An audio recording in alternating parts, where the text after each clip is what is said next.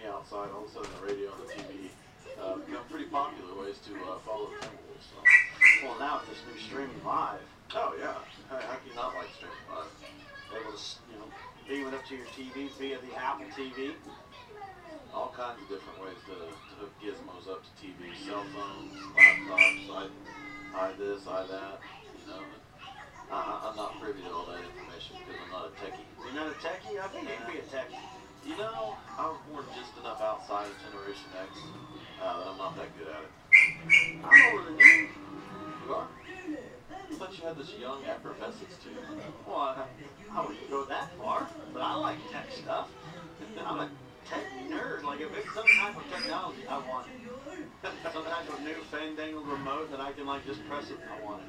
See, that's why I think Survivor would be so fun to go on, because I wouldn't have to mess with a computer or anything for days. Of course, I'd probably get voted off day one and go, yeah, get this. Get play, out of here.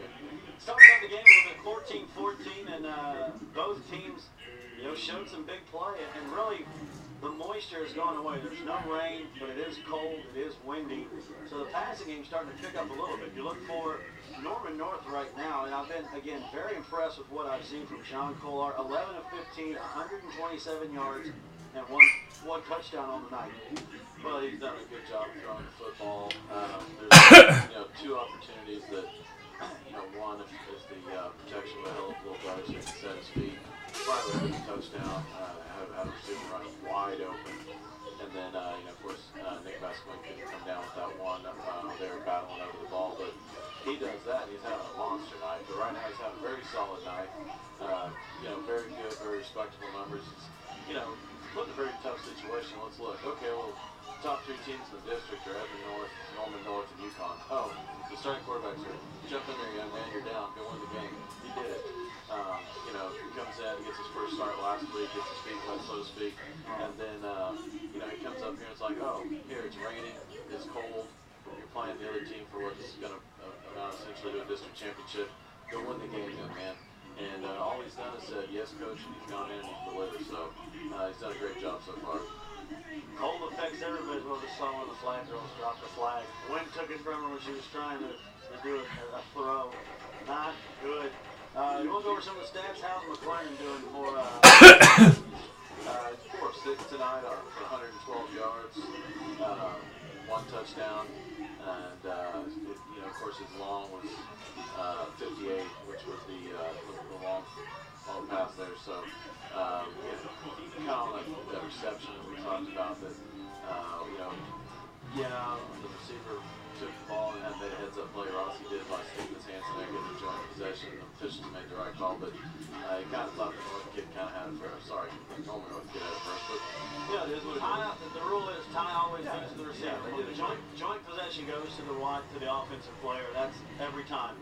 Whether the defensive player grabs it first, all the offensive players do is just grab his hands around it as well in joint possession. Heads-up play. He's well coached. And Rossi. How many catches does Rossi have right now? Right now, Rossi on the night, 13. Sorry, that's rushing, receiving. He's got 4 receptions for 112, with the long being that 58. But both the big plays, long passes, one for a touchdown, one to jump ball we were talking about, both going to Rossi. So overall, the Timberwolves are doing a good job. They're limiting them to their rushing to about 102 in the first half, 112 to the year. So you just look at those numbers and it looks like, oh yeah, Edmond North's been very, very balanced tonight. Sure, in that regard they have, but you take away 2 big plays, and the Timberwolves have done an excellent job coming on the road, playing a tough team, and shutting them down for the most part. But it's football, and it's 14-14 at the half. You like keeping yourself close when you're on the road. You prefer to play with the lead. The Timberwolves have had opportunities to do that tonight, but the goal line stand down here by the defense, excellent job keeping it 14-14 and not a 21-14. Big man Corey Tipsworth, all 6'4", 330 pounds worth of he's a tippy bear, I guess, because he just blew through there like he was a big old grizzly and wrapped him up and said, nah. Kind of like, you're playing football as a kid, in the front yard, you're like, oh, it's 4-1. No, that's actually. How about this score from high school football? Piedmont up on Clinton, 14-7 right now in the second quarter. That's a shocker. That is a big-time shocker. It's halftime down in Lawton. Lawton kicks a field goal. It's 24-14. Lawton High over Edmond Santa Fe. And again, have not heard about Justice Hansen type of injury to the Oklahoma commit, but Justice Hansen hurt early in that game. Halftime at Harv Collins Field, Southmore leading Norman High 19-14. And last I saw from Jinx and Westmore, it was 10-0 Jinx, but a total of 93 yards offense between the two of them. Well, yeah, both those teams, have good defenses. They both, try to win with defense first. It's always been a staple of Westmore and Jinx. That receiving core from Westmore is what causes all the eyebrows to raise about that game. They might. They got to get some offense going. It's 10-0.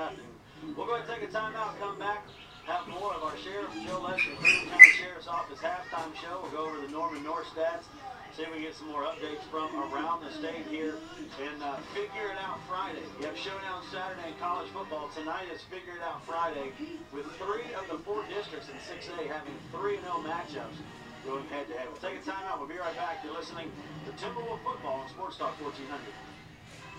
Hi, Randy LaBoon for Alice. You see on the field the Norman North Husky Marching Band performing in front of a very sparse crowd here, so hopefully y'all are tucked in warm. Maybe you got a little popcorn at home. I love some popcorn. I'm still with the Frito chili pie. It's just I like some popcorn for a Frito chili pie. I got a hot air popcorn next one. It's awesome. Nice. That's another thing that my wife likes to do is popcorn. Well, she'll do it, but then she'll get like Parmesan cheese. Oh yeah. We made a little homemade Parmesan garlic salt. To go on the popcorn. Oh, it's nice. Good stuff. Go over some of the stats right now for the Norman North Timberwolves.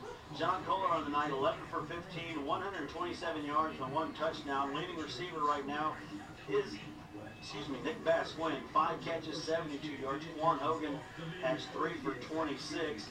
McGuire Parrott has 1 for 13. Peyton Prince has 2 for 16 for a total of 127 yards rushing. They're close. We always say Norman North needs 125 yards and it spells victory. 13 carries, 80 yards on the night for the Timberwolf offense. Well, sure, they're on pace to do it. If they just kind of hold serve in the run game, and